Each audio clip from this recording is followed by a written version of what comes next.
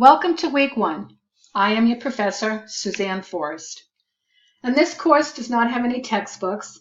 We will instead be relying on the PowerPoints and the web links that I have provided for you. The topic this week is the False Claims Act.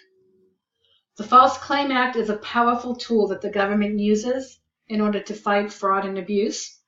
It was enacted during the Civil War, 1863, at which time the government used a lot of private contractors, and those contractors took advantage of the situation.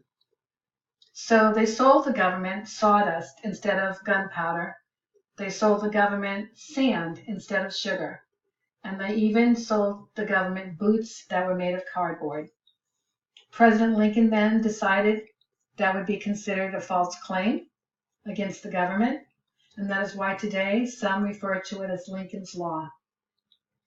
The False Claims Act prohibits the knowing submission of false claims in return for payment.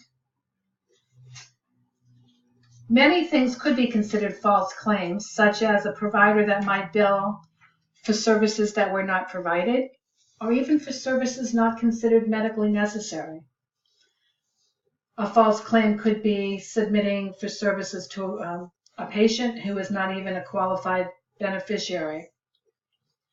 The basis for the False Claim Act is often referred to as a reverse claim. And a reverse claim is, rather than filing a false claim, the person or the organization hides or avoids paying back that money to the government.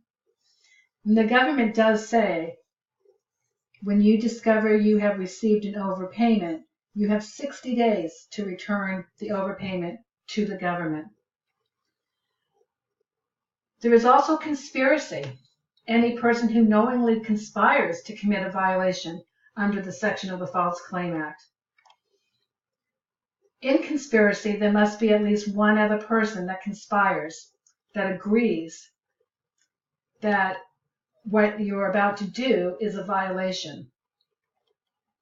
Now, the False Claim Act covers healthcare providers, not just physicians, but hospitals, ambulance companies, laboratory companies, even pharmaceutical companies. Now, the False Claim Act does not cover mistakes or technical violations. Mistakes happen, technical violations happen, so healthcare providers will not be held liable for mistakes or for technical violations. Now, you will find that many of these lawsuits come by a whistleblower.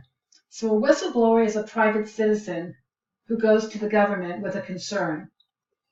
If the government decides to take on the case, and the case is successful, the whistleblower, often referred to as a relator, can receive anywhere from 15% to 25% of the monies recouped. It's actually a big business, unfortunately. For example, in 2007, the government received in repayment over $2 billion in healthcare fraud and abuse claims. Many of those were brought on by whistleblowers. Now, upcoding can get a provider into trouble. Upcoding is billing for a code that is higher than the service that was provided. So, for example, if a physician is seeing a patient on a follow-up visit and it's a very minor problem, instead of billing the low-level visit code, the provider bills a high-level visit code. He has upcoded that visit. There's often the area also as unbundling. So unbundling is when the provider submits more than one CPT code, when in fact there's one code that describes one comprehensive service. So as an example, instead of billing one CPT code that describes the right and the left heart cath, the provider bills two CPT codes, one for the right heart cath and one for the left heart cath. So that would be an example of unbundling. There are basic principles of organizational compliance. The government does say that organizations should have a compliance program. small physicians' offices, large hospitals, ambulance companies should all have a compliance program in place. And the compliance programs should be modeled off of the federal sentencing guidelines. For example, developing and distributing written standards of conduct, which includes policies and procedures. There should be a compliance officer. There should be implementation of a process for identifying and reporting violations, developing policies for dealing with employees who commit the illegal acts.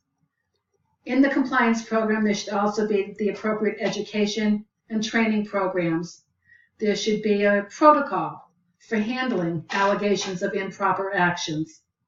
And of course, there should be a mechanism in place for auditing and monitoring the system to make sure that your program is effective. Also, under a compliance program, you should be able to investigate and correct any systems or any problems that you might find. But regardless of the compliance program, false claims will never go away. Providers need to constantly educate, train, monitor, and do it over and over again. What I'd like for you to do this week is take some time, go through the PowerPoint, and I have provided for you under the web links to compliance programs and other important resources. So please don't hesitate to email me or give me a call if you have any questions. Thank you.